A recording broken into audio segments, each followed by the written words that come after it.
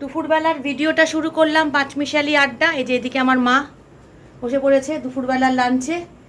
মা অলওয়েজ ফিটফাট ভাবে, একদম ক্যামেরা চললেই মা একবারে ফিটফাট হয়ে বসে থাকে। তবে বৃষ্টিটা একটু ধরেছে, বৃষ্টি এখন পড়ছে না, দাঁড়াও। আর আমাদের এই দড়ির দিকে কেউ কিছু মনে করো না, কারণ সত্যি কথা বলতে কি বর্ষাকালে সব বাড়িতেই তাই। হ্যাঁ, বর্ষাকালে সবার বাড়িতে এই ইউনিক আইটেমটা ঝোলে দড়ি ঘরের মধ্যে, কিছু করার নেই, জামা কাপড়গুলো শুকোচ্ছে না, খুব সমস্যা হচ্ছে। তো যাই হোক, দড়ি দেখে আবার কেউ কিছু বলো না যে ঘরের মধ্যে দড়ি টাঙিয়ে রেখে দিয়েছে, কিছু করার নেই, আমাদের দড়ি টাঙাতেই হবে, জামা কাপড় শুকোতে দিতেই হবে। তো দুপুরবেলা বসে গেছি, মা কি রান্না করলো, আমি কি রান্না করলাম, সবটাই তোমাদের সাথে শেয়ার করব। তো চলো আগে রান্নাগুলো ফটাফট তোমাদের। হ্যাঁ, খুবই সামান্য আয়োজন, খুবই সামান্য, কিন্তু অনেকেরই লোভ লেগে যাবে মা। আমাদের এদেশীয়দের হচ্ছে ফেভারিট খাবার, যেটা আজকে মা বানিয়েছে, এদেশীয়দের ফেভারিট খাবার।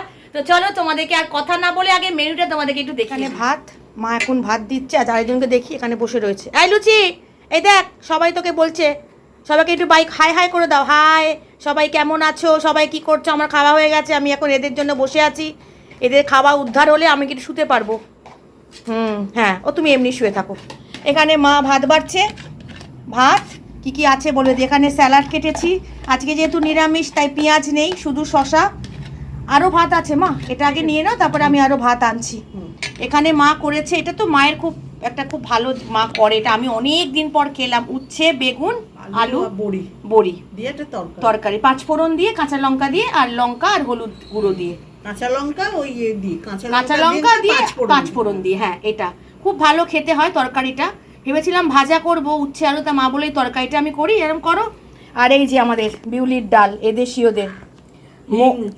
কি কি দিয়েছো বলো? ওই তো শুকনো লঙ্কা, মৌরি, হিং, তেজপাতা ফোড়ন দিয়ে একটু আদা মৌরি দিইনি, মৌরি, হ্যাঁ আদা করে দিই, আর মৌরি ফোড়ন, হিং, মৌরি, শুকনো লঙ্কা, তেজপাতা ফোড়ন। আমাদের গটি দিয়ে। আর এখানে হলুদ পড়বে না, আমরা হলুদ দিই না।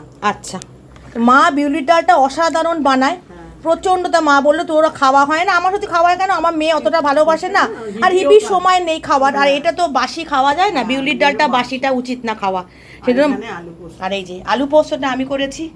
এই যে মা বললো আজকে আর কিছু লাগবে না, বিউলির ডাল পোস্ত তোর খাওয়া হয় না। আর পোস্তটা কি হয়, মেয়ে খায় হচ্ছে তোমার ওই পেঁয়াজ রসুন ছাড়া, গুনগুন খায় না, তো সেই জন্য আজকে গুনগুন খাবে না।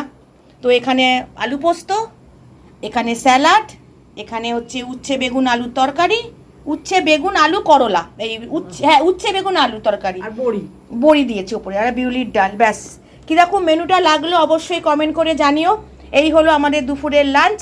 তো চলো লাঞ্চটাও এবার আমরা তাড়াতাড়ি হয়ে গেল, এবারে লাঞ্চ করব। প্রায় ঘড়ি কাটাটা আর বলছি না, মানে আমার মা ভাবে তো অবশ্যই কি বলো তো, গল্প করতে করতে না টাইমটাতে একটু যাই। আর মা বলে ওখানে তো আমি একা একা থাকি, মারা 2টোর সময় লাঞ্চ করে। আর এখন ঘড়িতে হচ্ছে আমাদের 3:20।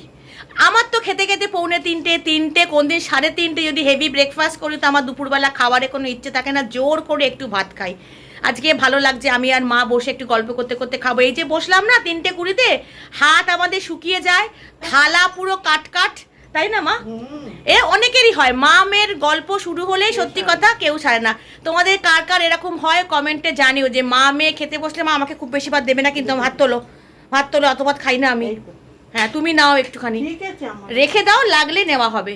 তো মা মেয়ের কার এরকম বসে, মানে খেতে বসে এরকম হাত শুকিয়ে যায়, থালা শুকিয়ে যায়, কমেন্ট করে জানিও। তো চলো, প্রচণ্ড খিদে পেয়েছে, আজকের মতন ব্লগটা এখানেই শেষ করছি। কীরকম লাগলো অবশ্যই জানিও।